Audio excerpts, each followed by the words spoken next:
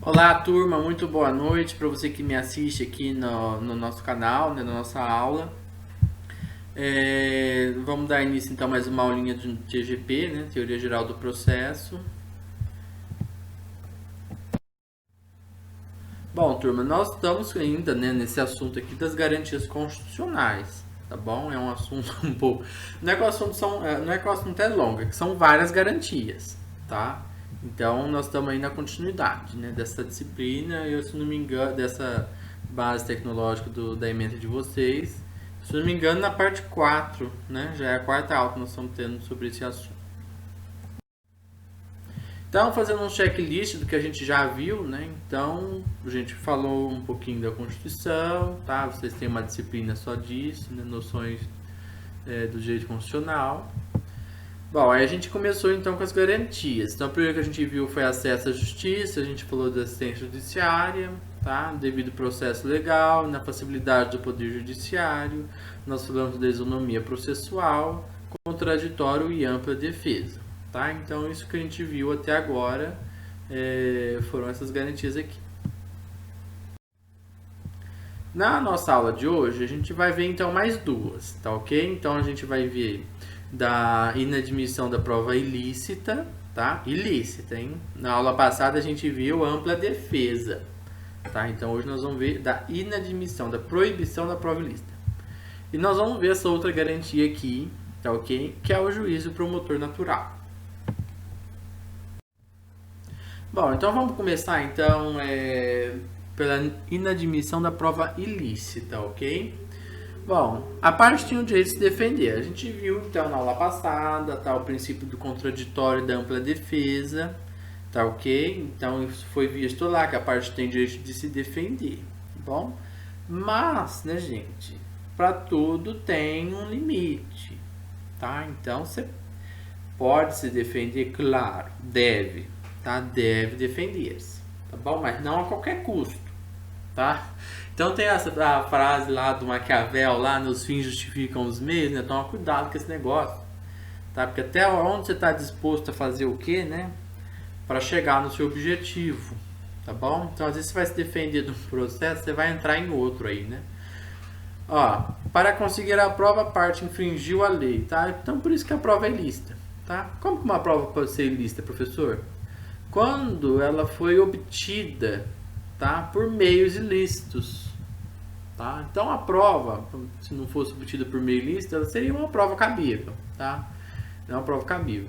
Mas a obtenção dela, a forma com que você adquiriu essa prova é ilícito, é fraudulento. E aí automaticamente a prova também vai ser ilícita, pois. Olha aqui os exemplos que eu coloquei, né? Então vamos lá, invasão domiciliar, tá? Então o objeto do crime estava lá na casa do sujeito. Aí você pulou lá e pegou e levou o negócio para delegacia. Aí você invadiu a casa da pessoa, né? Invasão domiciliar é crime. Violação do sigilo profissional, tá bom? Então você é médico, tá? Ou você é advogado, ou você é um cliente seu, te contou alguma coisa, tá? Mas ele te contou porque você estava atendendo a pessoa, tá? É um caso de sigilo profissional. Aí você vai quebra o sigilo, né? Enfim, também a obtenção da prova é ilícita, tá? Porque infringiu aqui, ó, o sigilo profissional. Olha, escuta clandestina, tá bom? Então, sempre que vocês ligam num 0800 de alguma coisa para reclamar ou falar de alguma coisa, tá? O que a pessoa do lado do telemarketing, lá do call center, fala para vocês, né? Então, a pessoa pega e fala, olha, senhor, para sua segurança, tá? Isso é para sua segurança. Na verdade, é para, caso der algum BO, não configurar a prova lista. Isso, para sua segurança, essa ligação está sendo gravada. Então a pessoa avisa vocês que a ligação está sendo gravada. Se você avisou que a ligação estava sendo gravada, então ela não é uma escuta clandestina. Agora, se você grava escondido, sem a pessoa saber que está sendo gravada, tá? Aí essa então é uma escuta clandestina, tá? Então isso daí é um meio de prova ilícito, tá? Então, para quem está acompanhando aí também o nosso governo, né? Outros governos, não sei como vocês querem se referir, Então tá a discussão aí da quebra aí do sigilo, tá? Que vazou aí alguns vídeos, né? Gravou algumas coisas. Então antes da pessoa publicar isso, ela pediu judicialmente, tá? A autorização para pôr aquela escuta, né? Ou então para divulgar aquele conteúdo. Se a pessoa pediu autorização prévia, tá? Antes de fazer, então ela também deixou de ser uma escuta clandestina. Então a escuta clandestina é, você pôs a escuta telefônica lá, tá? Ou então você entrou escondido na casa da pessoa, ficou ali escutando, tá? Gravou sem ninguém saber que estava gravando, sem pedir autorização judicial, sem fazer absolutamente nada, tá? Então é tipo caso de novela mesmo, tá? Isso aqui novela, tá bom? Então isso aqui você corta, isso aqui não pode ser utilizado no processo, tá ok? Olha, furto e roubo de documentos, tá? Então você entrou lá no escritório da pessoa, na casa da pessoa, você roubou lá um documento, você juntou aquilo no processo, tá? Se a pessoa tivesse te dado um documento, o documento fosse seu, se tivesse juntado lá, seria uma prova lícita. Mas como você entrou na casa da pessoa, no escritório, no carro, em algum lugar, e furtou, roubou aquilo lá, tá? Então ela passou a ser uma prova ilícita, tá bom? Então você tem o direito de se defender.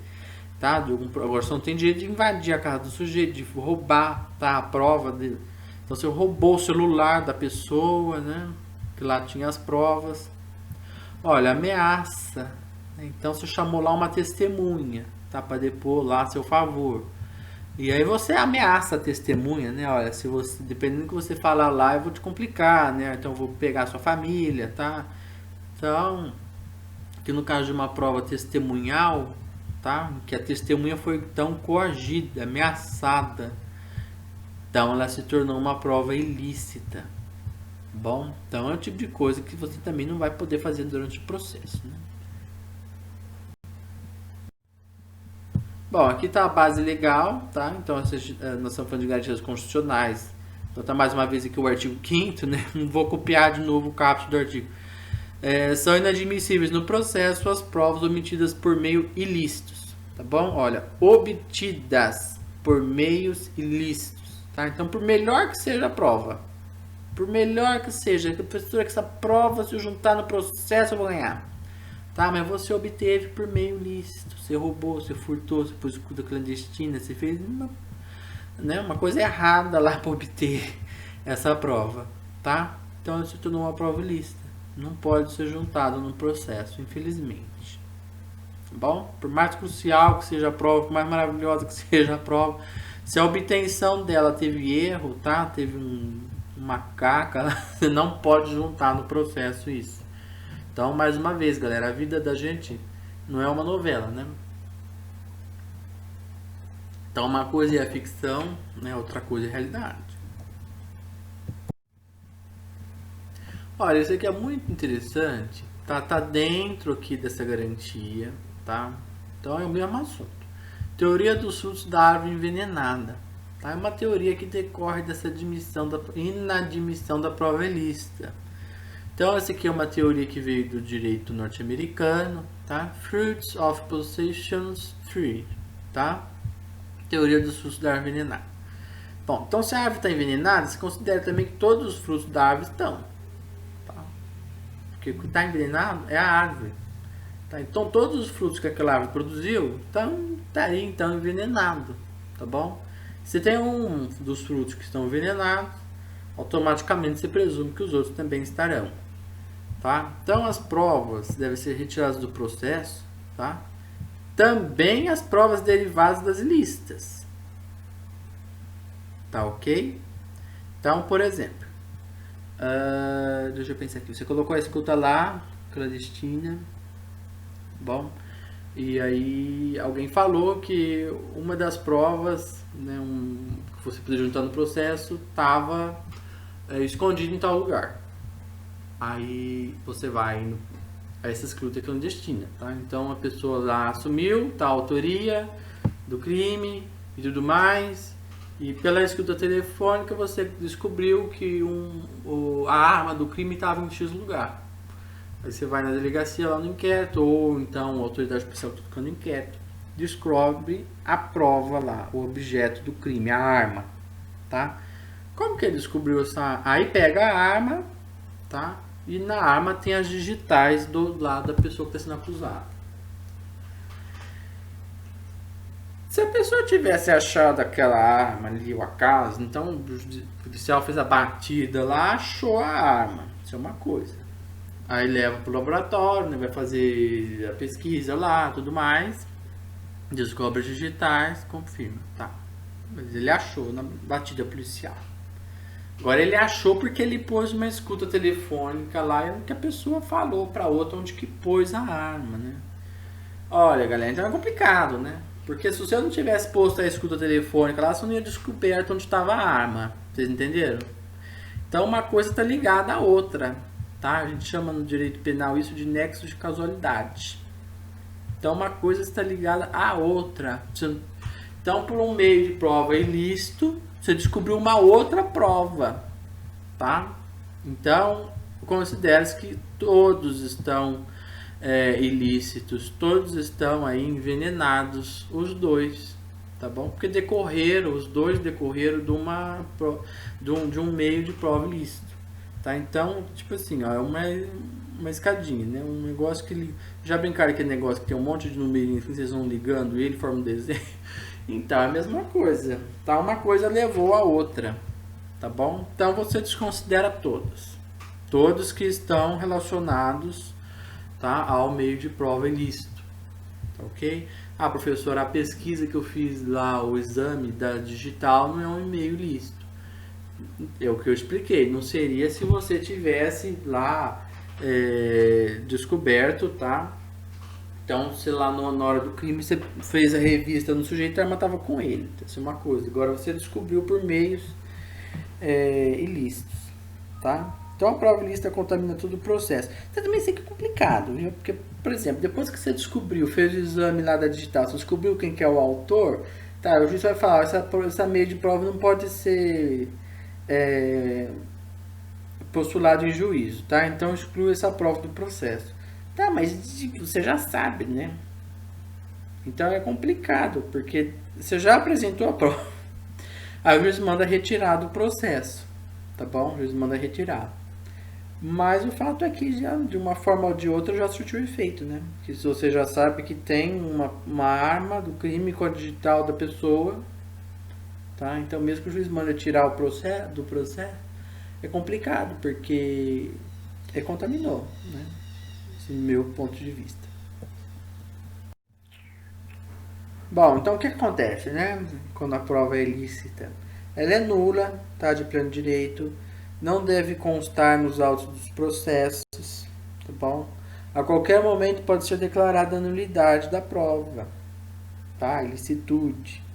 Então o processo está caminhando lá na metade, tá? Aí alguém descobre que lá no inquérito, lá no começo do processo, aquela prova foi obtida por meio ilícito, tá? E a parte vai pedir então a nulidade dessa prova, tá bom? Deve ser imediatamente tirada do processo, tá? E não deve ser utilizada para fundamentação do juiz, sentença judicial. Então, quando o juiz profere uma sentença judicial, ele tem que fundamentar a decisão dele, tá? Ele não põe nada, fulano é culpado e ponto final, tá bom? Então tem a fundamentação do juiz. Aí no caso de prova ilícita, o juiz não pode tomar por fundamento da decisão dele aquele tipo de prova, tá ok? Para o juiz poder sentenciar. Então, em tese, ela não deveria surtir efeitos, tá? no processo. Ok? Vamos ver a outra. Bom, a outra, né, garantia que nós vamos ver hoje é do juiz e promotor natural. Bom, então a base legal nossa continua, a Constituição continua, o artigo 5º, o que muda são os incisos, tá? Então, não haverá juízo ou tribunal de exceção. Então, isso é uma coisa. Ninguém será processado e sentenciado senão pela autoridade competente. Tá bom?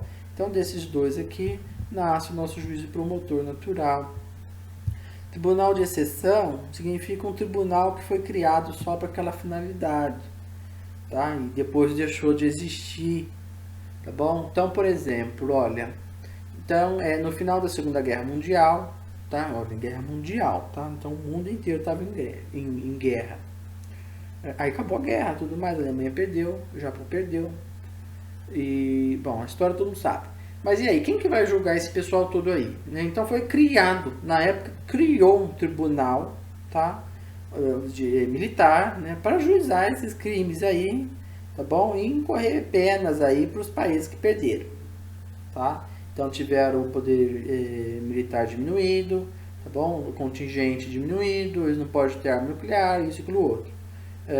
As pessoas que estavam ali também envolvidas naqueles crimes todos lá dos campos de concentração, tá bom? Então quem que vai julgar esse povo tudo? Aí criaram, do nada, surgiu, apareceu, inventaram um tribunal para julgar isso daí. Bom, mas isso lá atrás, lá, se pós-guerra, tá bom? Uma situação totalmente tapafúrdia, né, de guerra mundial e tudo mais. Aí criaram um tribunal de exceção, tá? Um tribunal que surgiu, foi inventado, juntou lá o pessoal só para tomar conta desses crimes aí, tá? Então isso no nosso Brasil aqui, na nossa realidade, tá? Numa realidade de normalidade, tá? Bem diferente de um pós-guerra, tá? Então é proibido, tá? Você vai criar um tribunal ou vai inventar um juízo só para aquela pessoa, tá?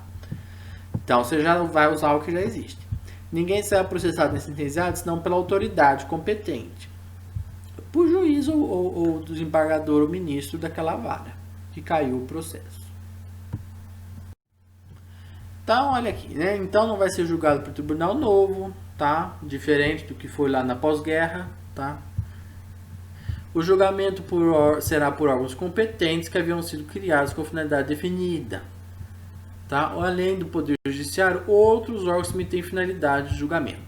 Olha, então, o Congresso Nacional, em tese, ele é para aprovar e revogar leis.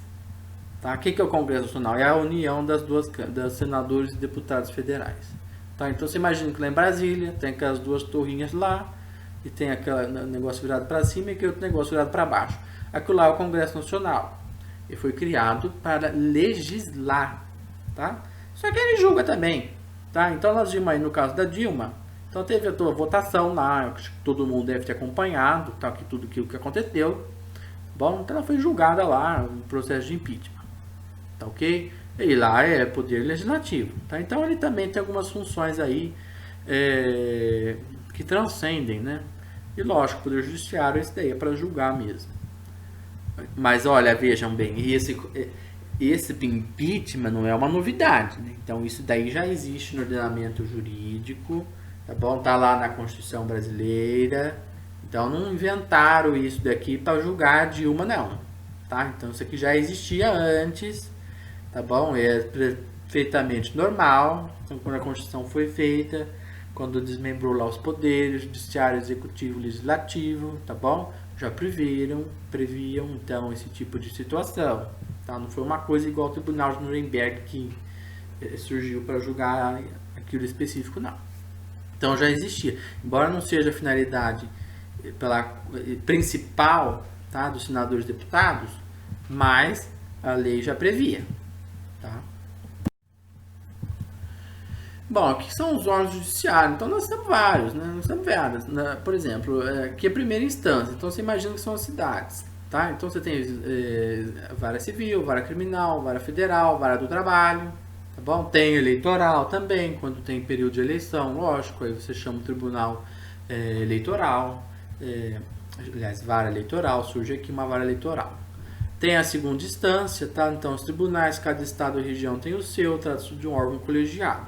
Então aqui o juiz profere a sentença ele sozinho. Aqui é um órgão colegiado, então é um grupo de ministros ou desembargadores que vão decidir. E para direito material tem os tribunais superiores, tá? STJ e STF. Nós vamos falar da garantia fundamental do grupo grau de jurisdição, então não vou me alongar muito isso daqui. Isso aqui é só para vocês saberem o seguinte: juiz promotor natural. Então nós já temos esses órgãos aqui que vão julgar as ações, tá? Então você não vai me inventar nada fora disso daqui para julgar nenhuma outra ação, tá? Então você não vai mudar a regra do jogo, tá? Na metade do jogo. Então, esses daqui são os que vão julgar. E fora disso daqui é tribunal de exceção, aí não existe no Brasil, é proibido. Bom, juiz promotor natural, né? Agora nós já estamos no fechamento dessa competência. Então, a lei determinará qual órgão responsável. Nós já vimos que tem já vários órgãos criados no legislativo e no judiciário, tá? Para aquele tipo de ação, qual critério vai determinar a competência, tá bom? Nós vamos ter a aulinha de competência. Então, a lei determina lá quem, para qual vai o quê? Tá? Então tem órgãos específicos. Se é matéria de direito trabalhista, então é a justiça trabalhista. Se é penal, então é a justiça criminal. Para lá. Uma vez determinado, o processo é distribuído aleatoriamente entre os juízes e ministros. Tá? Olha, a parte pode escolher o advogado pode aceitar ou não aquela ação. Mas ninguém vai escolher aonde que vai, qual juiz que vai receber o processo, tá? Eu quero que o advogado, não, eu quero que essa ação aqui seja julgada pelo juiz fulano de tal, na vara tal. Não, ele não vai escolher que juiz que vai receber aquela ação.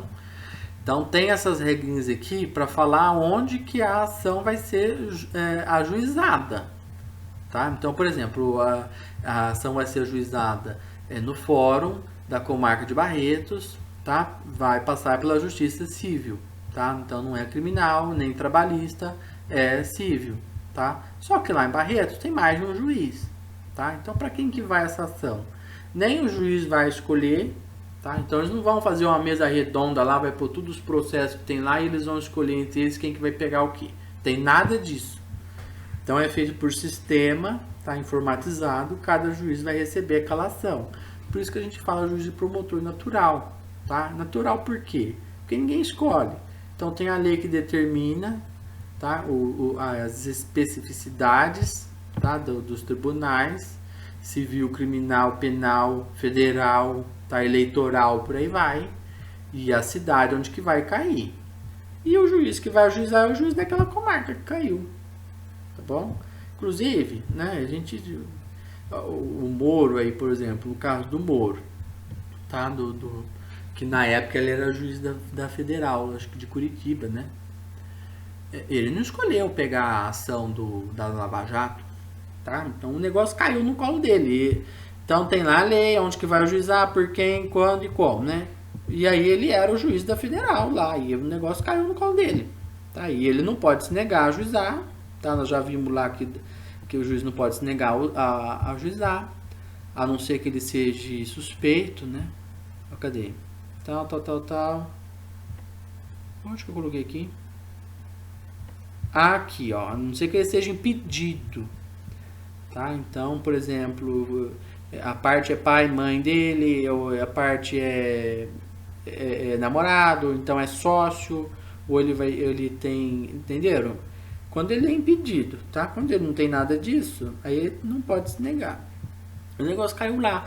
A mesma coisa quando teve, há uns anos atrás, aquele caso famoso dos Nardoni, né? Então, o promotor lá da causa ficou até muito famoso, deu várias palestras e tudo mais, deu uma alavancada na carreira do cara, né? Ficou conhecidíssimo, então o caso teve repercussão, tá? Mas ele escolheu pegar aquela ação, né? Nossa, não me identifiquei muito com o caso, eu vou vestir essa camisa aqui, eu vou embora com isso, eu vou tocar essa ação até o final.